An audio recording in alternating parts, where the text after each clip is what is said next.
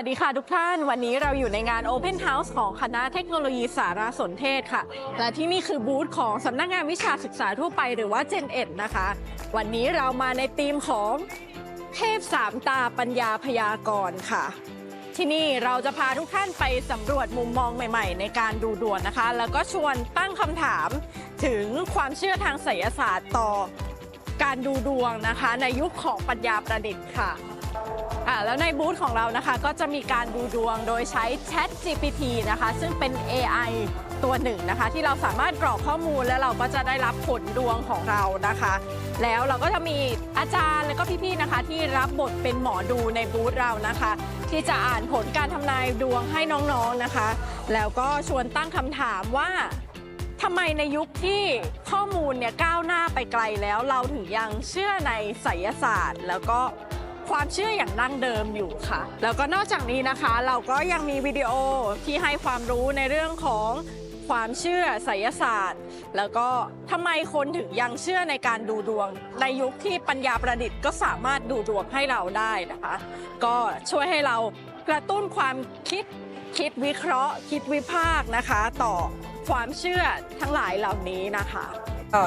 ส่วนตัวผมก็ไม่ค่อยเชื่อเรื่องดวงเท่าไหร่ครับแต่ว่าถ้ามีคนทักมีคนเตือนก็อาจจะแบบทำตามบ้างก็ได้ครับแต่ว่าก็ใช้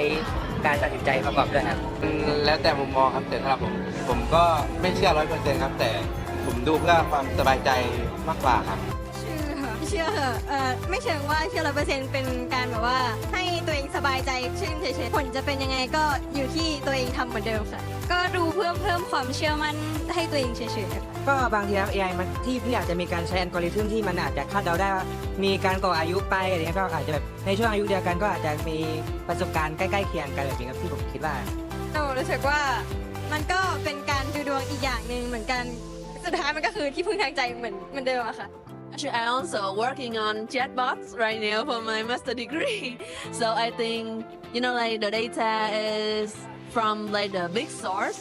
So they base on some prompts and they can like take the data from that source and answer us. So it's also based on the questions of the people that ask the fortuner, even like AI or human. But for the human, of course, like they have the background knowledge already. But for AI, like we need to tell the AI the background knowledge. So it's really depend on the prompt. And also, like I mentioned, like the verbal language and the non-verbal language. So for the human fortuner, they can see our eyes, and then they can see like our hand gesture, something like that. So they will tell, I think, more exactly.